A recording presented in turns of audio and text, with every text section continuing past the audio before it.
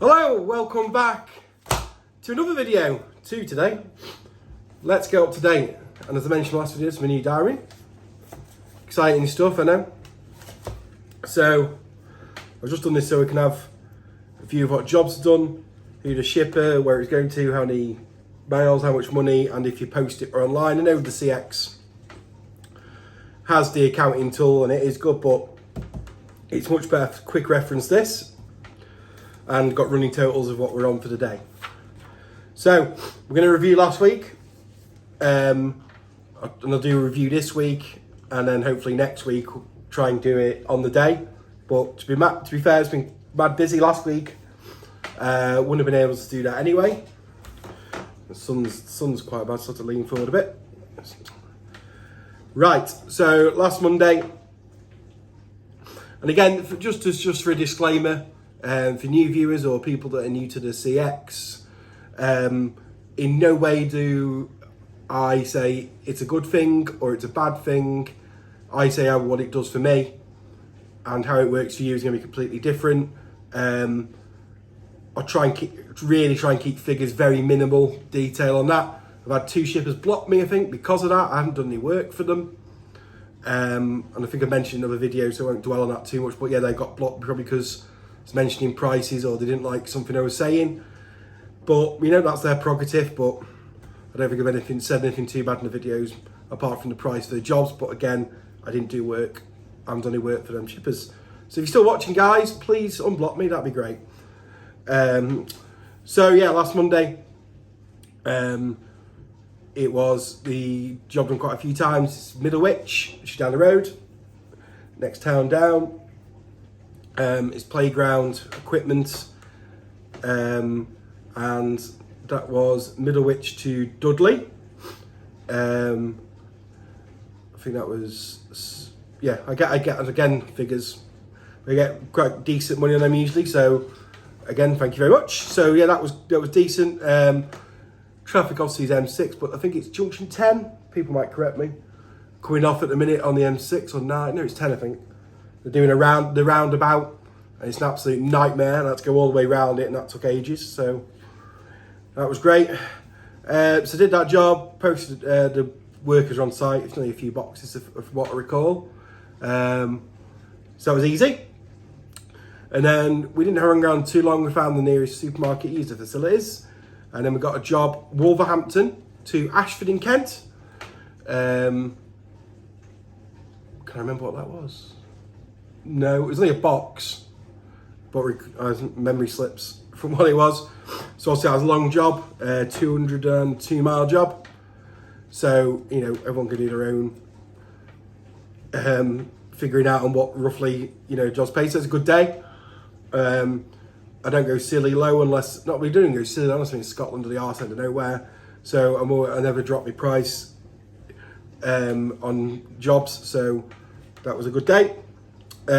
Tuesday, obviously with it still being quiet, it was quite difficult Tuesday to get out of Kent, Ashford, excuse me. One thing I need to look at, I just need to look at, if anyone knows someone's in the northwest that does like van modifications, like I said, I'm not good mechanical stuff or vans, to be fair, drive one. Because a job called Ashford to Liverpool, 2 UK pallets. I've got a short wheelbase in the load length, but because my bulkhead, I think I mentioned before, comes out slightly, obviously I can't get 2 pallets on. So I don't know if I take that out and put something in that doesn't protrude outwards. Any suggestions would be great. So that would have been the dream job back, really, from there. But hey ho. We moved a little bit around, then we got Tunbridge to Darlington.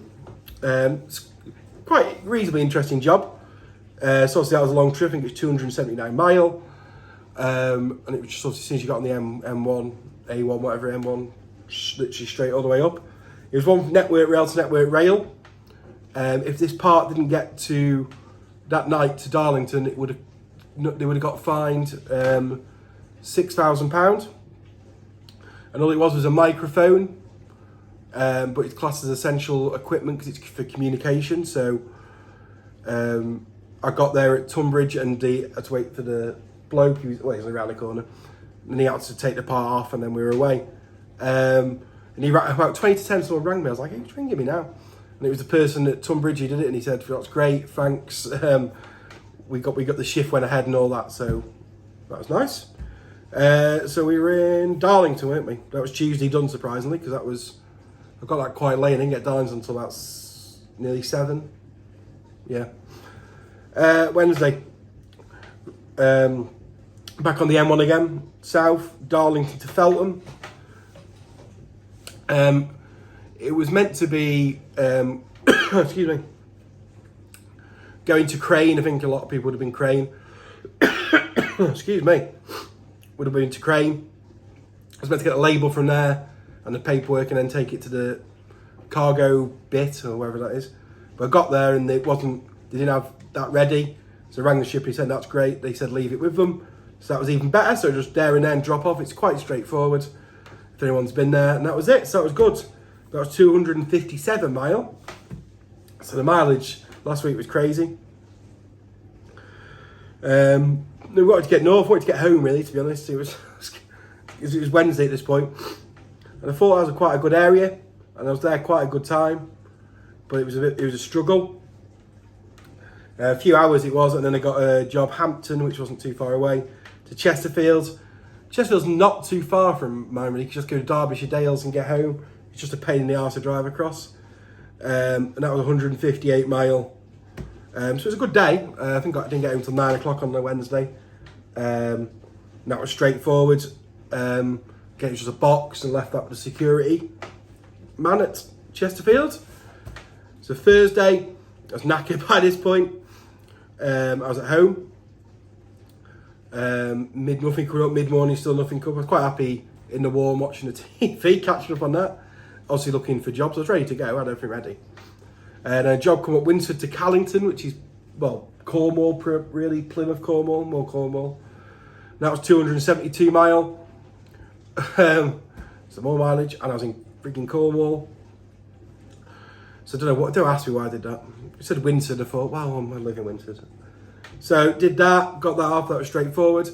And to the side of doing Korean craft beer is one of my favourite hobbies, if you can call it that. Verdant Brewery is in Penryn, which is Cornwall. So I was near enough to it, I was about 50 miles from it, and I thought, why not, eh? Why not? Maybe not down this way that often, so I'll go to that brewery, and that brewery was top drawer. Anyway, then come to Friday, I'd already, on the way down, got a job. Exeter's obviously not that near to where I was. I think it's saying Truro. To Walsall. And obviously the week's been really good. So I was happy with that. A job got posted twice while I was down there though. St. Columb to St. Austell. It was only 12 mile, but they pays £40, and I was about 15 mile from it, if that. I think it was less than that, to be honest. The collection time would have mean I would have missed the extra one. So I rang the shipper rang, and I said, I put the notes on the quote. Can it be picked up this time? He said, yeah, it should be quick on and off. Got there early, boom, straight through on. I had about half an hour to play with, 20 minutes to play with. You know, I think I've said on people's other videos, don't back jobs up. But when you're in that end of the country, it's a bit different. And I give myself plenty of leeway for a pallet on and off. But here's why you really shouldn't do it. I wouldn't do it round here, no way, no. I wouldn't back up jobs that close round here. But when you're in Cornwall, and I'd gone reasonably cheap from Exeter to Walsall, I thought, if I can cram this job in here, it makes it worthwhile. So this is really where it went tits up. So I got there and there was an Arctic there. The Arctic had been unloaded, but I couldn't get to the warehouse door. And I went to the warehouse door, and the driver of the Arctic was just using a pallet truck to move the pallets around. It was like rammed the pallets. And then there was another person on a flatbed with just empty wooden pallets. And I mean, so I went to the bloke, I go, hi mate, it's got a pallet for you. I know, appreciate it. He's all really busy, he said, can you just be patient? I said, well I can, but so I've got another job on. If you don't, I really appreciate it, if you don't mind. Right, anyway. And then the person with the flatbed, he looked like a bulldog chewing a wasp, because eventually he beckoned me forward to go to try and get in the gap, which they left to get into the wet so we could unload the pallet. So So he moved about the way begrudgingly, and I was there about 10 minutes, and he got it off, and then the bloke said, really, we told this company we don't want any more. I didn't know what it was. It was just a pallet. I don't know what was in the pallet. We don't want any more of this. And if you said you weren't in a rush, I'd have kept your goods on board. I wouldn't have took them off. So that could have been a right disaster. But fair enough, nice guy. Sort it out and we're off. But more importantly, don't back jobs up, because that's what could happen. But I said, disclaimer, I was in Cornwall, so trying to get a job in before into Exeter. Right, this is where it gets more interesting. Got to Exeter as a personal address, picking up some IT equipment to go back to Walsall City Council. Got there, and the husband answered, only said, oh, by the way, getting to this place was the sat next, it's on like a hill. Oh, it was a nightmare to get to. Nightmare to find this house. Anyway, so the husband comes out, he says, oh no, wife's working. Can you come back at the end of the day? And I was like, no, not really. So I rang the shipper. I told them the situation. They rang me back and said, "Oh yeah, it's all right. It's an error from the customer or whoever's the error's from." And what do you want? I said, I've gone pretty low. I've missed 2 jobs back up north. Appreciate, obviously not the shipper's fault in that sense, but still is, because this job's been cancelled at a later stage of the day to pick up jobs. I think it was 10 o'clock or 10:15. And she looked at the price and she goes, I'll pay you the full invoice. Pull it through, ask for his name, pull it through, full invoice, cancel the job off. So, you can't really say fairer than that. Not many who paid a full invoice for a cancelled job. And what was nice, they understood the situation that we're in sometimes. Obviously, probably 90% of shippers can just pay a normal cancellation, 20, 25, 30, whatever it is. So thank you very much. That's really good. I appreciate that. So obviously I had that on board. Not on board, so I had nothing on board. So I thought, well, now I've got that. I've got nothing. I wanted to get out of there. So I was in Exeter. So I drove to Godano Services, just to use the facilities. And I hang around there half an hour or so and see what happens. Because near Bristol, near Cardiff, good area. Then, job to from Cardiff, which is only 35 minutes away. Go across the bridge to Tranmere in Birkenhead, but that was drop off for the Monday morning. So ideal. Put a competitive price on, but not too low. Competitive price. Is like a big Pelly case. Put that on, and we were away, and we got home quite handy. So we got back from Cornwall, and for being February, yeah, it was a really good week.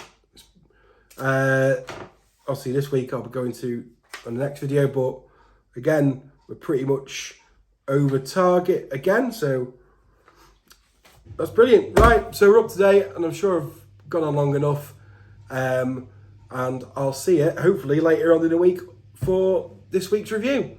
So hope everyone's good, and keep them wheels turning and keep on earning.